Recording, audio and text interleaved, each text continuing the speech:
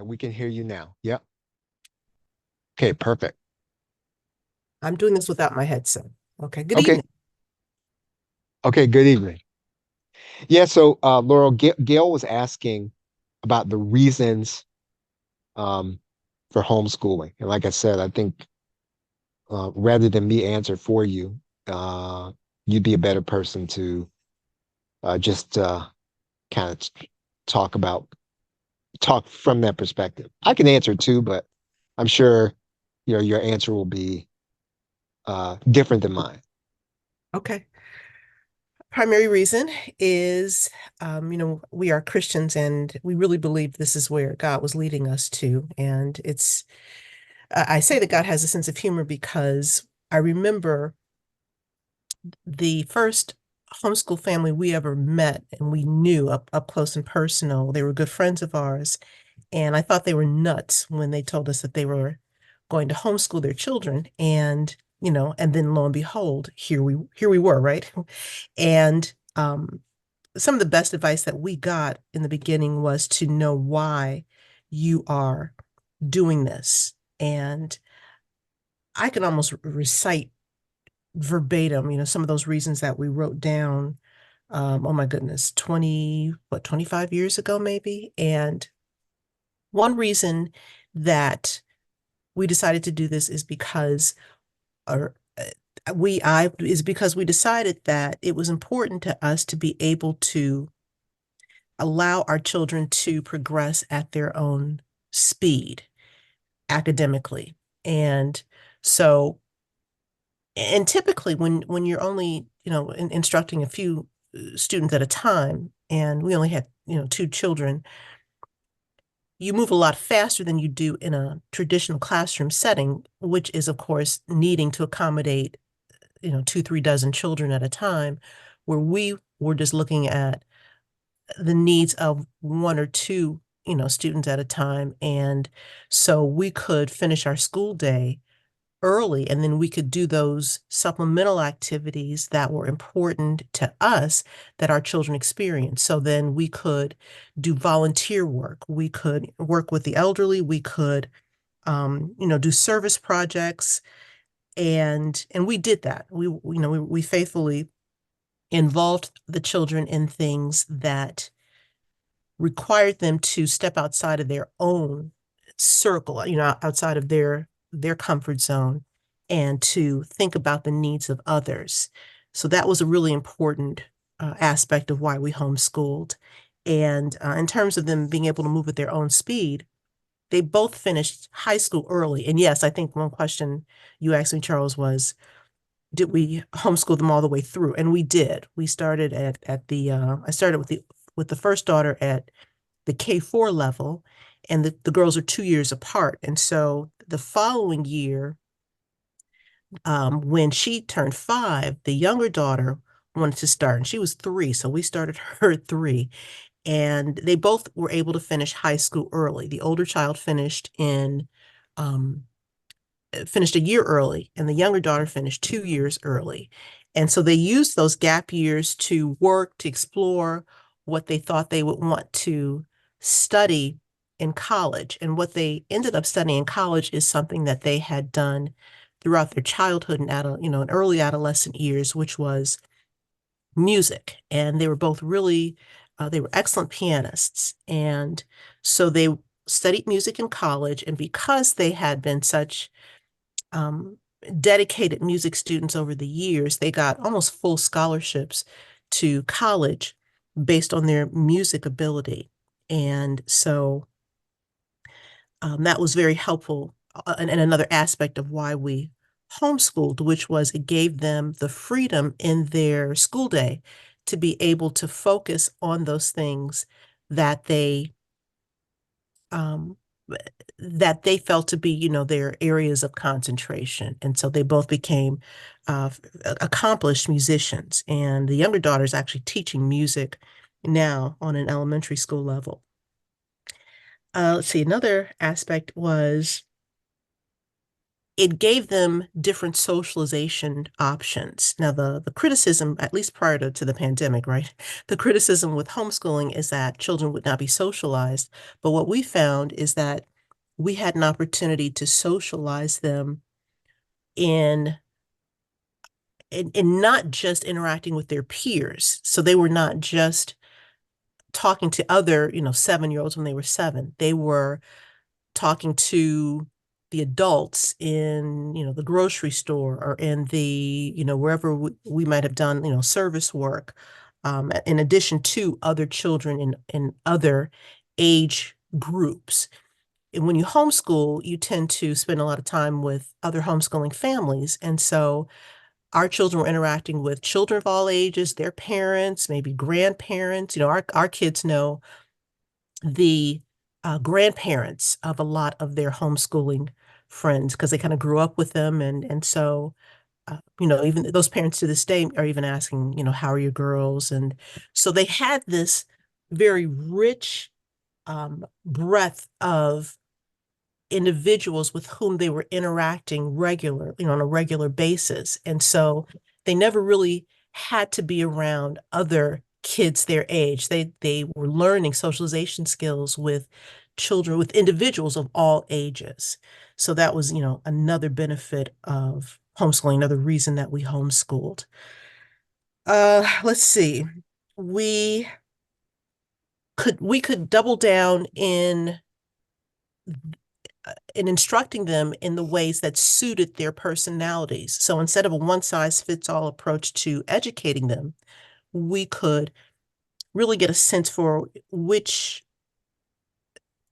instructional methods would work for, for which daughter. So one was, more of a linear learner and thinker, and one was more abstract. And so we could tailor the curriculum, we could tailor the instruction for each of our children. And that was very, valuable to us. And just the idea that it's such a great opportunity to individualize the instruction and the learning process for each child, and really make it personal and make it enjoyable. And so they get to college and they are these, tremendous self-starters, and they don't understand why why the other kids in college with them don't just do the work. They were like, Mom, all you have to do is do what the instructor asked, and they can't seem to figure that out. And so, I'm really grateful that we had that opportunity to teach them to be self-motivated, self-starters. And, the older they got in our homeschooling journey, the less that I kind of, served as the impetus, the driving force behind the instruction. So they could get up then, they knew what they had to do for the day, and they would finish it. They'd finish by noon usually, and they could go on to do the other things that they wanted to do. And so that really served them well for college. They could get their stuff done. They didn't um, need anybody or anything to motivate them. They knew what they had to do and they did it. And they both did very well. They both graduated. Um, I think it was magna cum laude and Something right like before that. summa. And so, and that again just kind of serves them as they go into, as they have, moved into that next phase of life, and being employed adults and what that means for them in those situations. Let's see. I Well, you can't. should you should you should talk about the math situation with Sydney. I think that's a good kind of how you adjusted and why. Okay, well, in the terms of math, we were progressing along. We had the plan. We were doing well with the firstborn, and the secondborn comes, and she's, as I mentioned, she's not a linear thinker. So we ended up exploring a different math curriculum for her that made all the difference in the world. She was able then to her logically, move through math. It was not logical to me at all because I'm more like my firstborn in terms of just being a linear thinker. And so it felt very circular the way that the younger daughter had to learn math. But again, just that opportunity to find something that worked for her and then to use that for her curriculum. And, like I said, she finished 2 years early from high school. So that worked for us. That really worked for us. No, thank you. Like I said, I think that was a better answer than I would have given. I would have given. Any other questions about that? Anyone? I appreciate that, Laurel. No problem. That yes, I would have given my typical like 2-second answer to a um yeah. So Laurel, can you see Gail's question? Yeah, she's asking if I had mentors. Yeah, I had the family that I mentioned, we had been friends with them since our undergraduate days. And so we were able to kind of watch them walk through that process. And I always, had access to her. I could call her or contact her and ask her questions about the journey. And also, like I said, I was homeschooling with other homeschooling families. And, you bounce ideas off of them, you talk to one another, see what works, see what doesn't, because that mentoring family that I mentioned that we had known for so many years, they were the ones who recommended the math curriculum for our younger daughter. It's what they used for all of their children. And so we incorporated that to see if it worked, and it did. So, and there's that. And then finding individuals through like homeschooling conventions and book recommendations that I used as in kind of informal mentors. They wouldn't have ever known, but I found authors whose work really kind of spoke to me and helped me through the journey of homeschooling. Are you thinking about homeschooling, Gail? I see your question about there's a lot of curricula out there and how do you make a choice? Um, I think that you have to, or your kids are grown. What I learned is that you make a choice. You start with something basic and you use it until it doesn't work. Because otherwise you experience that, what is it called? The paralysis of analysis. And you beat yourself up thinking, how will I ever make the right decision? And so, you explore, you research, like I said, the homeschooling conventions, I don't know if what those look like now, but at the time that I was homeschooling, I could go to one place, look at a lot of different curricula, a lot of different companies, see, look at the materials, in my hands and get a feel for what it would work, how it would work not only for the children, but for me, because, I had to kind of be the one to, at least in the early years, drive the instruction. So that is, I think, how I would imagine now that, because the girls are in their late 20s now, I'd imagine that there are there's an increased opportunity now to view online what the curriculum might look like for, various companies. But at the time that, the internet really was not what it is today. Yeah.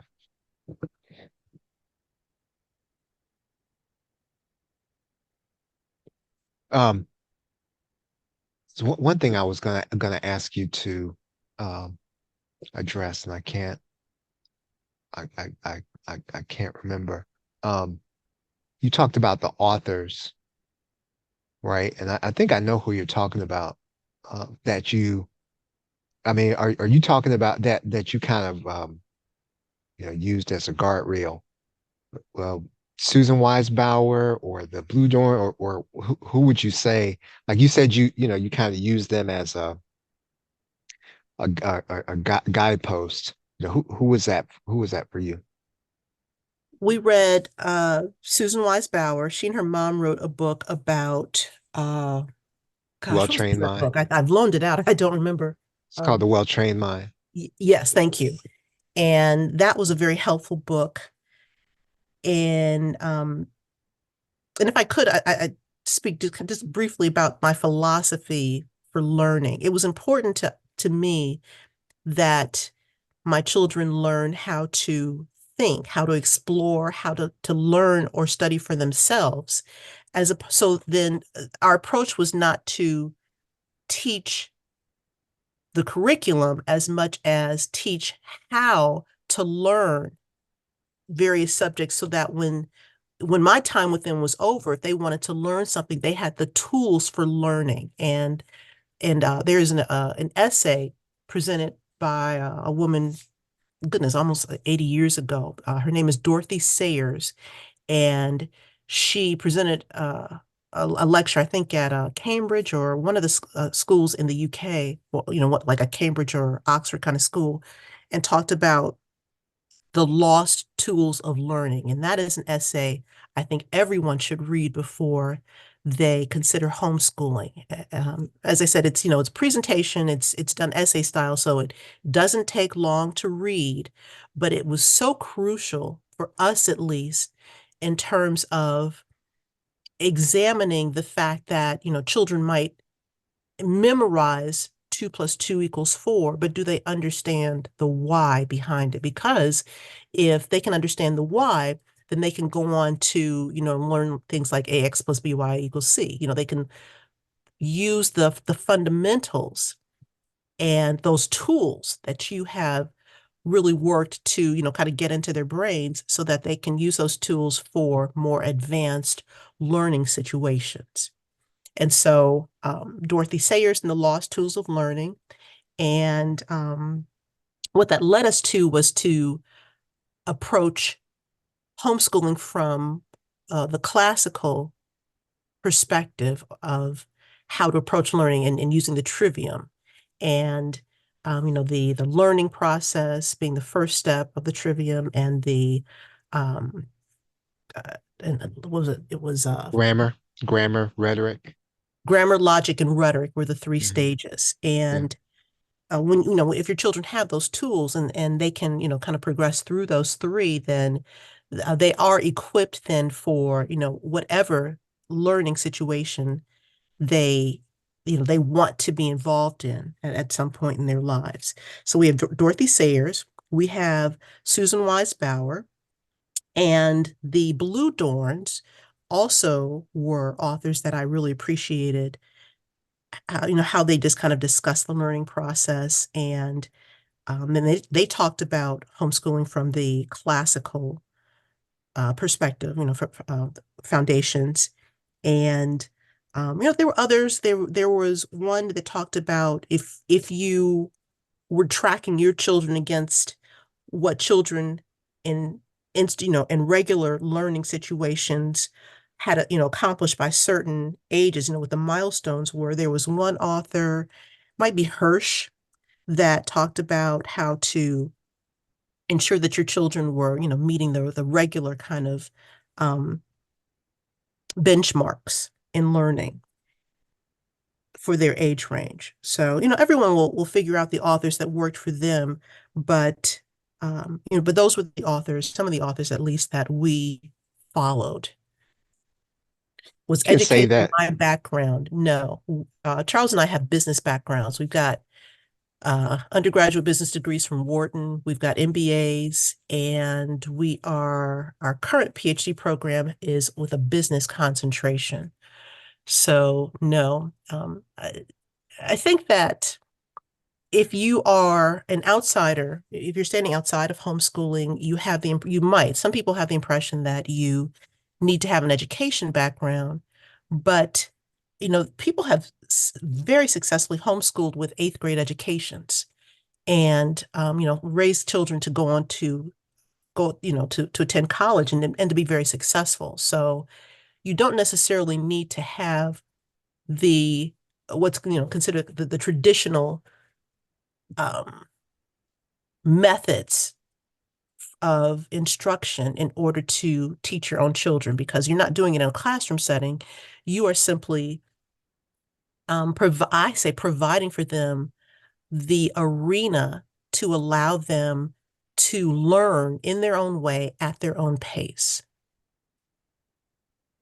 Now, I will say though, I think it's kind of an interesting side note to the two of us doing this is that both of our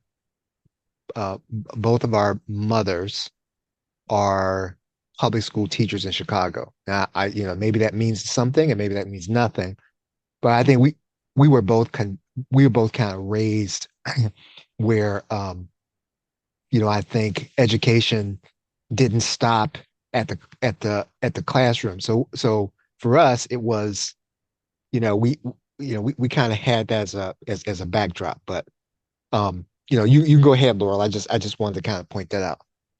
No, Gail pointed out that I a facilitator. Yeah, I was a facilitator. I didn't really consider myself a teacher. I used to use the instruction, I am not a sage on the stage, I'm a guide on the side. And Mhm. that was kind of how I viewed my role in the homeschooling process. There's a book that I don't know how much it influenced Laurel, but one author, her name was Grace Llewellyn, and she wrote, I don't know the title of the book, but it was about African American homeschoolers specifically. That book for me was interesting because I mean there were pictures of all of these because again, I mean we heretofore we had not really processed this as something that African American people did, and so here's this book about all these African American homeschoolers. And so I thought that was for me.